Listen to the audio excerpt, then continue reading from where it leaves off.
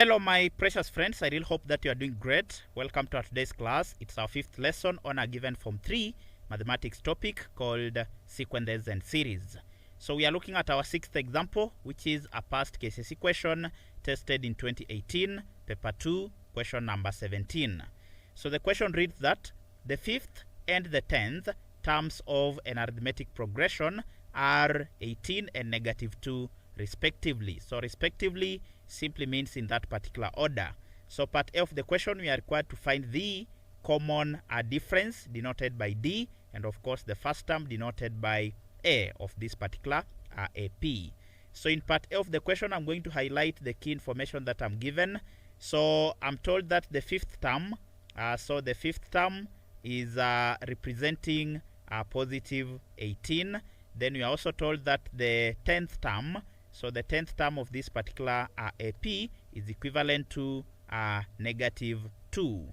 Now we are told that this is an arithmetic progression. Therefore, the formulas for the AP must be utilized. So because we are given the 5th term and the 10th term, I'm going to use the formula for the nth term of any given arithmetic progression. So the nth term is given by A, then of course plus n minus 1 into bracket, we multiply with the common difference. So the 5th term will be given by A, then of course plus, we are going to have 5 because the number of terms will be 5, then minus 1, then we multiply with the common difference. Then you are told that this particular 5th term is equivalent to positive 18. So if I simplify, I'm going to have A, then of course plus 5 minus 1, I'm going to get 4. 4 times D, I'm going to have 4D, which is equivalent to positive 18. Therefore, this will be the first equation of this particular AP. Then the second equation, I'm given that the 10th term is equal to -2. So the 10th term will be given by A, then of course plus 10 minus 1, then we multiply with the common difference. Therefore, I'm told that this particular 10th term is equals to -2, and therefore A, then of course plus 10 minus 1, I'll get 9. 9 times D, I'm going to get 9D, which should give me -2. Therefore, this will be my second equation. Now, because I have two simultaneous equations, I can solve them using either substitution or elimination method, but elimination method will work well here. So I'm going to solve that is equation Roman 1 and Roman 2 using elimination method. So I'll start by rewriting the second equation, which is A plus 9D is equals to -2. Then the first equation was A, then of course plus 4D. This one was equivalent to positive 18. So to eliminate A, I'm simply going to subtract the two equations so that A minus A will give me 0. Then 9D minus 4D, I'm going to get a positive 5D, which will be equivalent to -2 minus 18. I'm going to get -20. Then let me separate my working using this particular straight line here. So I'm going to have the following. So I'm remaining with a 5D. So of course this is 5D is equals to -20. Then I'll divide through by 5. I also divide through by 5. So 5 and 5 will cancel out, so that the value of D is going to remain to be -4. That is -20 divided by 5, you'll get -4. Then we also need to find the value of A. We can use either equation 1 or equation 2. Let me use the second equation. So the second equation stated that A, then plus 9D, that is A plus 9D, this one was equivalent to -2. But we already have the value of D. So this will be A, then of course plus 9 into, the value of D is -4. This one should give me -2. Therefore, A plus, so this will be 9 multiplied by -4. I'm going to get a -36, which should give me a -2.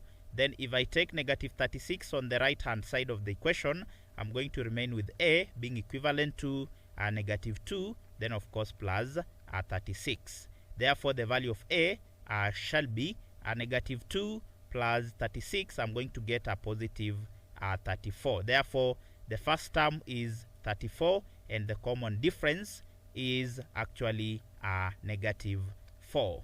Therefore, we have actually answered part A of the question. So part A of the question wanted us to state or to highlight, that is the first term and the common difference. Therefore, the common difference, our common difference is equal to negative 4, and the first term is equivalent to, the first term is equals to 34. So we have answered part A of the question. Then we move to part B. So in part B, we are required to determine the least number of terms which must be added together so that the sum of the progression is negative. So of course, whenever we have a number line, what is usually in the middle of the number line is 0. So they want such that the sum of the progression, that is Sn. Remember, we are dealing with AP, therefore the sum of the progression will be given by n over 2, then into 2a, then of course plus n minus 1, then we multiply with d. So if we substitute these particular values, we are going to have n over 2, then into bracket 2 multiplied by a, which is the first term, which we have gotten as 34, then of course plus n minus 1, then the common difference, we got it as negative 4, so multiplied by negative 4, then I'll close the bracket. So should we simplify, we'll get n over 2, then into bracket 2 multiplied by 34, so 2 times 34, we are going to get 68.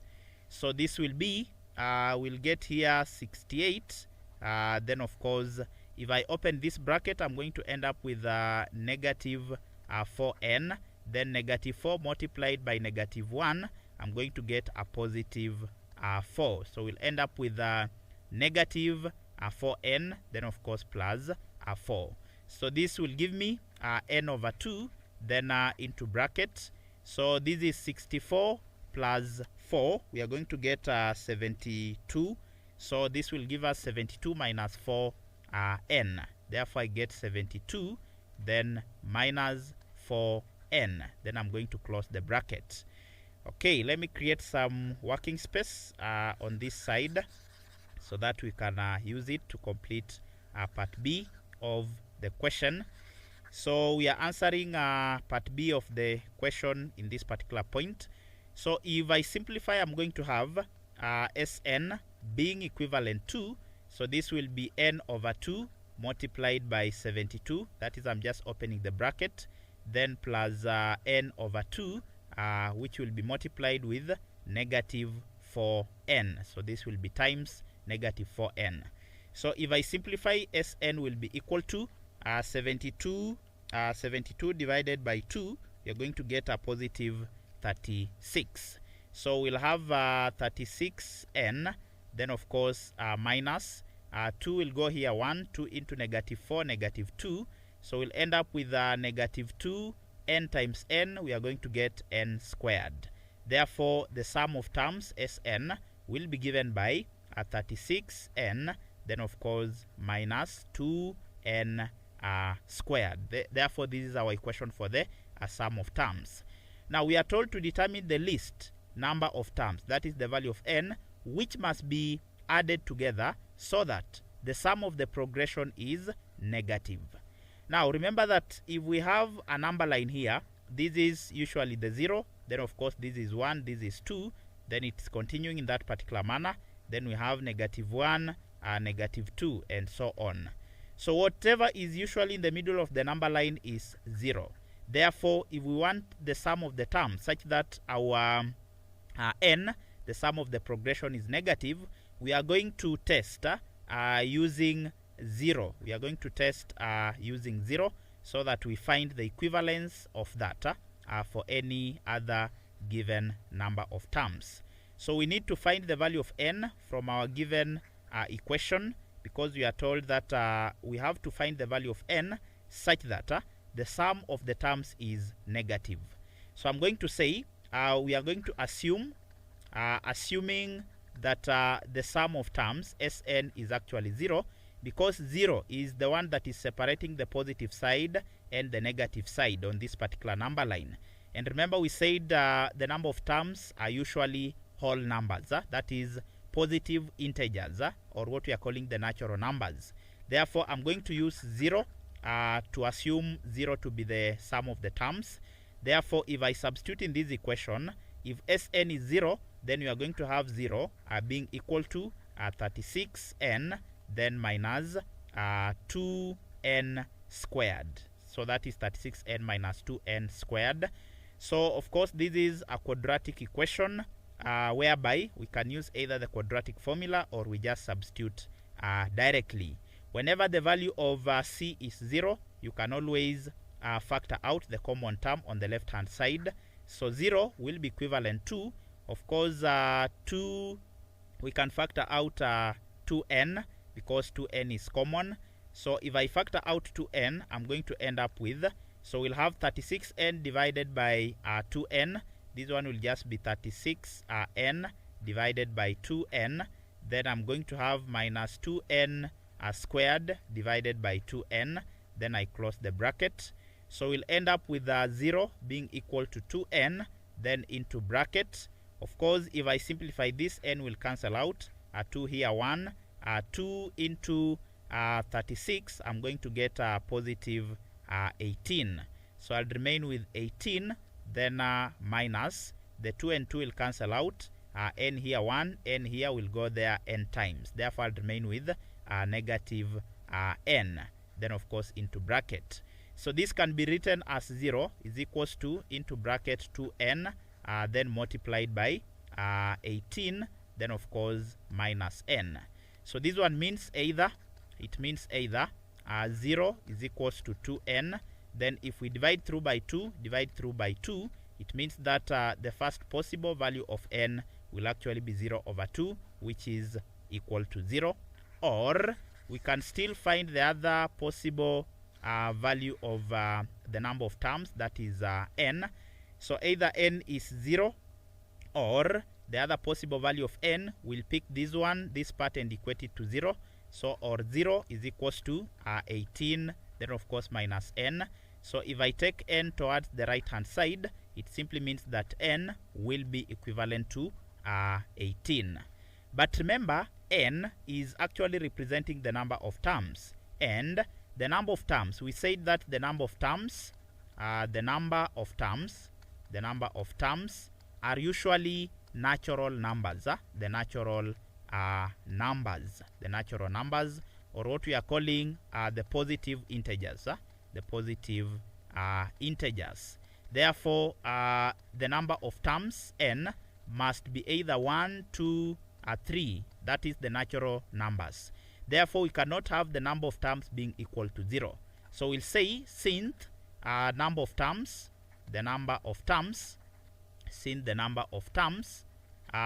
cannot be 0, or the number of terms must be positive integers. They must be positive integers. Or what we are calling the natural numbers. Therefore, we are going to disqualify n is equals to 0 cannot be a solution. Therefore, n is equals to 0 is not accepted. Therefore, we can say n is equals to 0 is disqualified. Therefore, we are going to disqualify disqualified. N, the number of terms cannot be equal to 0. And therefore, we are going to say that the number of terms will be equal to 18. The number of terms will be 18. So we cannot have a negative number of terms. It must be either 1, 2, 3. It must be a positive whole number. But what did the question want us to find? The question wanted us to determine the least number of terms which must be added so that the sum of the progression is negative. The sum of the progression is negative. So, remember n is equals to 18. This one is when the sum of the progression is equal to 0, the way we were assuming here. So, we were saying that let me clean this particular area so that we can use it. So the value of n that we have gotten, that one is representing for the case whereby Sn, when Sn is actually equal to 0. Then the equation for Sn was, remember Sn, we got its equation as 36 n, then minus 2n squared.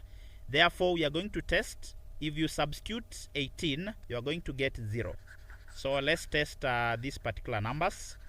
If you substitute with 18, we were told that the value of Sn must be negative. So if we try Sn, if we substitute n as 18, this is what we are going to get. Let's just prove whether this is true. If we use n as 18, we are going to have 36 into bracket 18, then minus 2 into 18 squared. If you feed this on your calculator, let me feed on my calculator, 36 multiplied by 18, then minus 2 multiplied by 18 squared, I'm getting my answer being equal to 0. So this one is equals to 0. Of course, 0 is not a negative value of Sn. So the other numbers that we are going to test is the number which is below 18, of course, is 17, and the number which is above 18, which of course is 19, and see whether that particular sum will give us negative. So let's try Sn, the value of n being 17. So this one will be equal to, so if we substitute with 17, our Sn will be 36, then into the n is now 17, then minus 2 into 17, of course, squared. So if I feed this on my calculator, I'm having 36 multiplied by 17, then minus 2 multiplied by 17 squared. I'm going to get my answer as positive 34. So 17 is giving me positive 34. But we want Sn to be negative. Then let's try with the number above 18 and see. So that is, let's try with the number above 18, which is 19. So S19 is going to give us 36 into 19, then close the bracket, minus 2 into 19, of course, squared. So if I feed this on my calculator, I'm going to get 36 multiplied by 19, then of course minus 2 multiplied by 19 squared. So 36 times 19 minus 2 times 19 squared, I'm getting my answer as negative 38. So this one is giving me negative 38. So when the value of n is 19, that is when I'm getting my Sn being a negative value. So this one is giving me a negative value.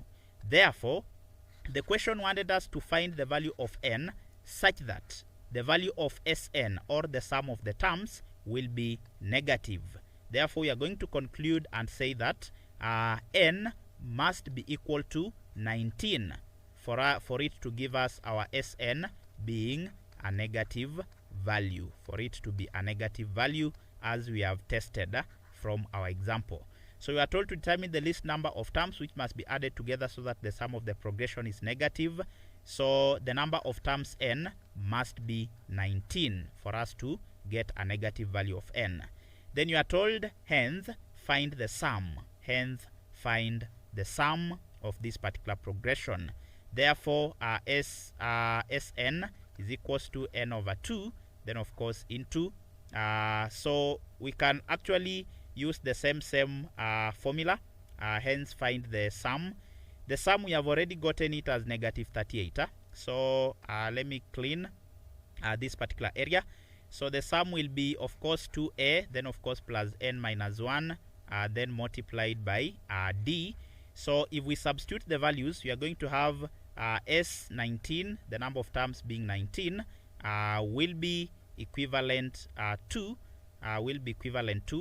we can actually use the same formula. There's no need of again substituting in Sn.